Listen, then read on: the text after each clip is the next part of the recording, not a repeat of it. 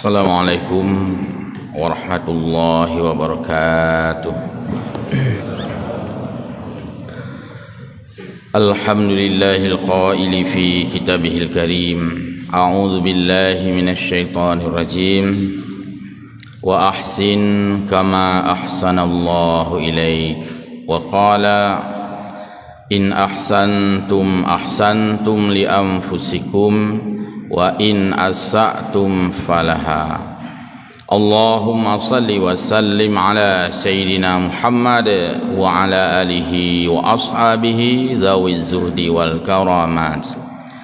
Hamba Allah, muslimin muslimat, jamaah salat subuh Masjid Jami' yang mulia, selalu dan tidak pernah bosan dan kita setiap waktu dimanapun kita berada terus berkesinambungan dan tidak boleh terputus, tidak boleh terjeda oleh hitungan waktu walaupun detik, sekon sekalipun, yaitu bertasbih dan bertakdis kepada Allah Azza wa Jalla.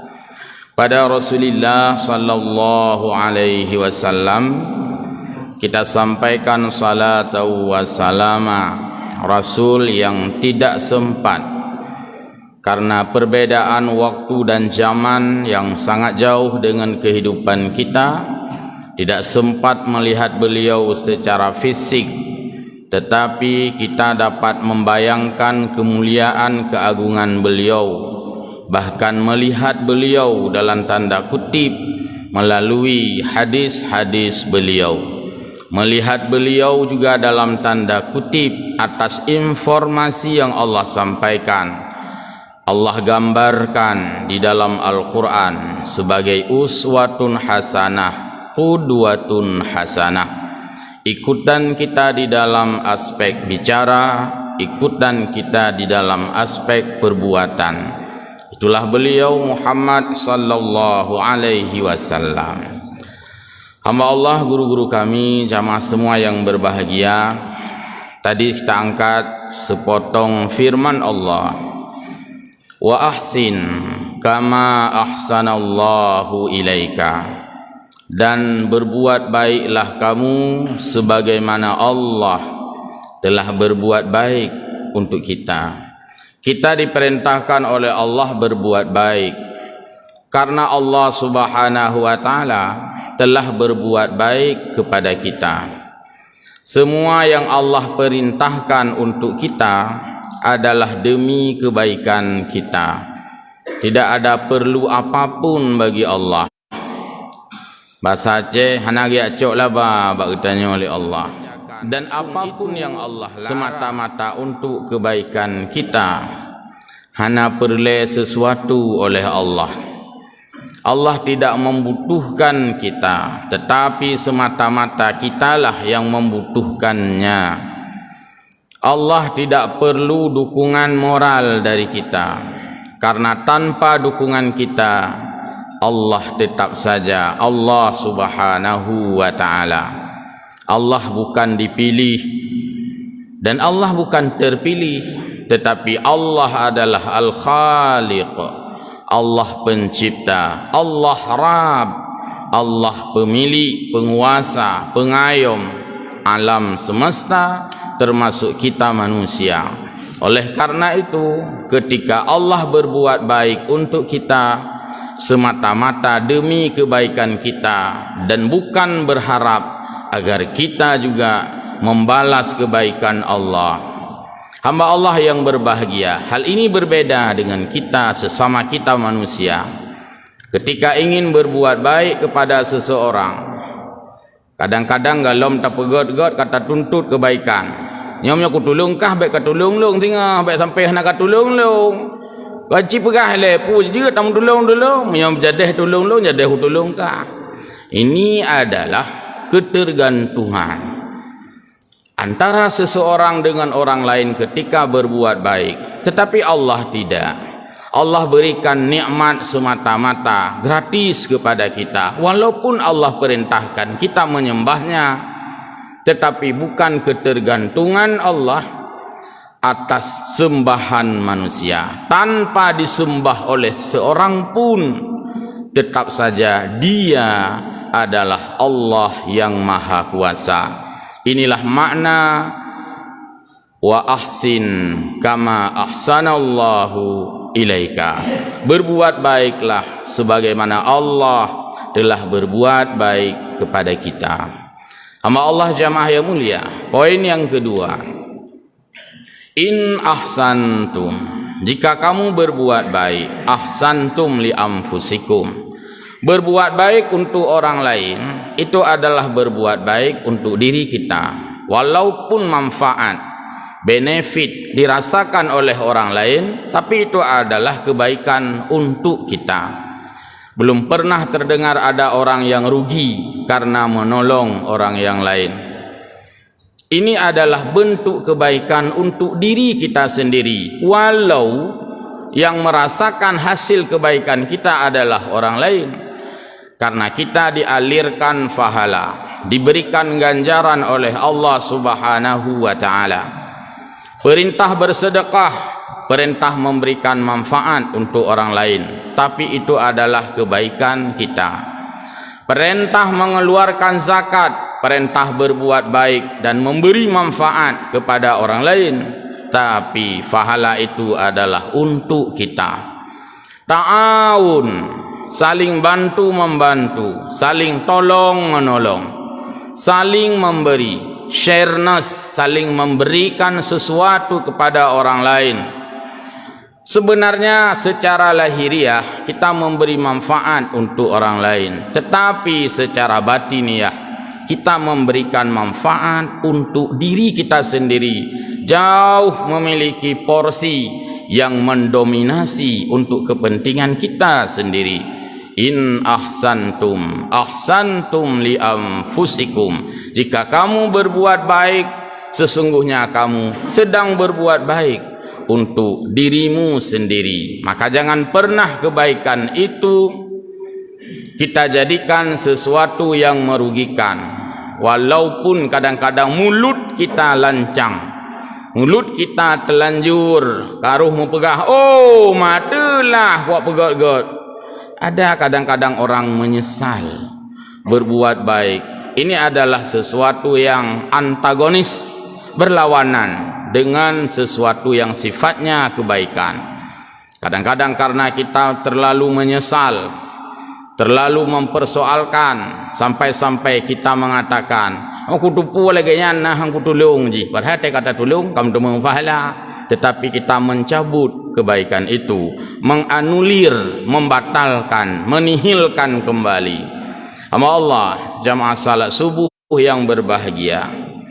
Wa in asatum falaha, dan jika kamu berbuat jahat, jika kamu berbuat jelek, jika kamu berbuat kerusakan, walaupun dalam pandangan dirimu merugikan orang lain, sebenarnya adalah falaha, itu adalah berbuat kerusakan terhadap diri sendiri, itu adalah berbuat jahat untuk diri sendiri. Dan inilah kadang-kadang kebanggaan orang yang tidak menyadari bahwa yang dia berbuat kerusakan itu, yang dia berbuat jahat itu sebenarnya adalah untuk dirinya sendiri. Hanya saja dia merasa bangga, panai namanya ngelung, aku pelangui, yang kabeh bahagia agaknya. Tabaik pelangu gop, padahal mengiyakan, ibadah pelangu gop. Hamba Allah yang berbahagia, miongelung aku pengen, ka bahagia agaknya. Padahal yang pengennya ndro ke. Miongelung aku gertak, padahal yang gertaknya ndro ke. Hamba Allah, jamaah yang berbahagia. Kejahatan yang dilakukan oleh seseorang, walaupun yang merasa dirugikan itu adalah orang lain. Ada orang yang mencuri, dalam pandangannya orang lain sudah dirugikan, kehilangan harta milik orang lain, tetapi kejahatan itu adalah untuk si pelaku, bukan si penderita. Kejahatan itu terhukum kepada subjek, bukan kepada objek. Inilah makna wa in asatum falaha. Ada orang yang membunuh orang lain, secara kasat mata orang lain itu dirugikan karena nyawanya telah hilang, tetapi sebenarnya seluruh imbas dan dosa itu kembali kepada si pembunuh, bukan kepada si terbunuh, kepada pelaku, bukan kepada korban, kepada subjek, bukan kepada penderita. Ini pula makna daripada wa in asa'tum falaha. Jamaah salat subuh yang berbahagia, karena itulah Allah Subhanahu wa ta'ala senantiasa memerintahkan, mewajibkan hambanya itu untuk mempersiapkan terhadap kesiapan diri sendiri.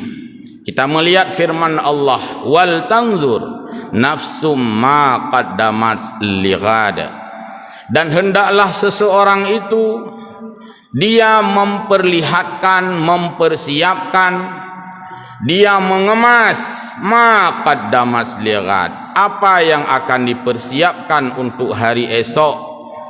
Di dalam kutubut tafasir, kitab-kitab tafsir, diberikan makna hari esok itu adalah hari kiamat. Tidak tanggung-tanggung persiapannya, hari kiamat.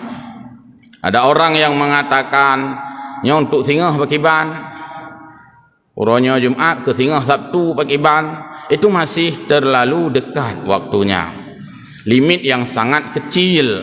Ada orang yang mengatakan nyontuk minggu ke kiban, putra tak pegot, putra tak persiapkan, pun itu masih kecil sekali. Ada orang yang mempersiapkan bulan depan, bagaimana persiapan kita, masih juga kecil sekali. Bagaimana persiapan kita tahun depan, persiapan tahun depan harus lebih baik dari tahun ini, itu pun masih dalam lingkup waktu yang kecil.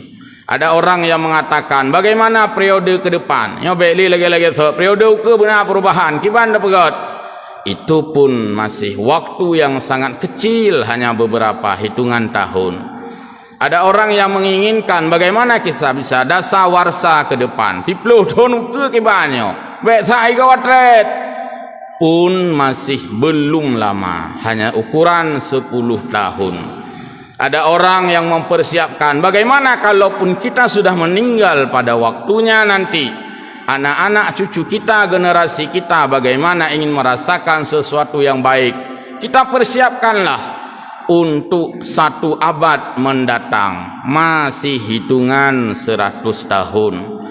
Ada generasi jauh lebih lagi mempersiapkan, kita masuk di dalam era 4.0, itu pun masih belum lama karena hitungan ribuan tahun, dalam artian milenium ke milenium yang lain. Mangat baik tanggung-tanggung kibantit pakai ban ya untuk kiamat, itu sebuah persiapan yang sangat ending, persiapan akhir benar-benar adalah persiapan untuk roh kiamat. Baik tanggung-tanggung persiapan, baik singoh, baik minggu ke, baik bulu ke, baik tahun ke, baik abad ke, baik milenium ke, tetapi persiapan untuk uro kiamat, yaitu penggantian masa hidup dari hidup dunia ke hidup akhirat. Nyan hana tanggung-tanggung. Itu makna wal tandur nasum ma qaddamas lighad, secara makna yang sesungguhnya. Tetapi kita kan tidak langsung ke kiamatnya, kita masih meniti kehidupan ini, maka kita juga mempersiapkan untuk esok hari Sabtu. Masih perlu kita persiapkan. Hari ini kita sudah salat, alhamdulillah. Bagaimana dengan subuh esok? Juga makna esok dalam hitungan waktu tadi. Untuk ke depan lagi. Jadi tetap persiapan, tetapi menemukan titik akhir, penghujungnya adalah hari kiamat. Maka makna mempersiapkan hari esok, pertama adalah makna yang sesungguhnya yang dikehendaki oleh ayat itu, yaitu mempersiapkan kebaikan-kebaikan untuk hari kiamat. Makna yang kedua, mempersiapkan dalam waktu-waktu terbatas seperti kita sebutkan tadi, termasuk besok Sabtu, lusa Senin, kemudian minggu depan, kemudian ini Maret, bagaimana dengan April, kemudian ini Sya'ban, bagaimana nanti dengan Ramadan, juga masuk dalam kategori persiapan. Jadi hidup kita adalah hidup yang terprogram. Hidup kita adalah hidup yang teragenda. Maka di dalam catatan kita, walaupun tidak ada pengumuman, tidak ada daftar, tetapi kita mengambil bagian daripada alokasi waktu untuk perencanaan, untuk program-program, terutama adalah program peningkatan kualitas dan mutu ibadah kita. Sumber daya manusia yang sering disingkat dengan SDM itu jangan selalu diterjemahkan di dalam bingkai pembangunan, tetapi SDM itu pun masuk dalam ranah ibadah. Kadang-kadang ketika kita membaca kajian-kajian umum, nyatanya harusnya peningkatan SDM, sumber daya manusia, kemudian alokasikan uang untuk berbagai pendidikan. Terus bab masalah agama kacau, dia tidak memahami bahwa SDM itu sudah masuk agama di sana. Tengok taikun SDM, tinggal tu benar yang ahli teknik, benar yang ahli macam-macam, rancang bom, rancang nyan terjemahkan SDM. Giliran hana urang sembahyang lang masjid, hana ikut pengajian, hana kira bahwanya hana SDM. Padahal orang yang ada SDM pun yang disebutkan dalam ranah ilmu dunia, terutama eksat, belum tentu juga rajin ibadah. Hana SDM hit. Jiut pegawai pesawat, ya sembahyang hana SDM hit. Karena arti SDM adalah sumber daya manusia. Sumber daya manusia, kita balik menjadi manusia yang memiliki sumber daya. Ada kekuatan, ada poweristik yang di sana bisa menunjang kualitas hidup manusia, terutama dari segi spiritualitas dan mentalitas, diimbangi dengan pengetahuan umum. Baik carong tapi ngut, dan baik ngut walaupun na carong. Hamba Allah yang berbahagia, kita bagus pada waktunya tengut, memang kahek tak ibahan tengut, tapi kita tidak bagus menjadi orang yang tengut.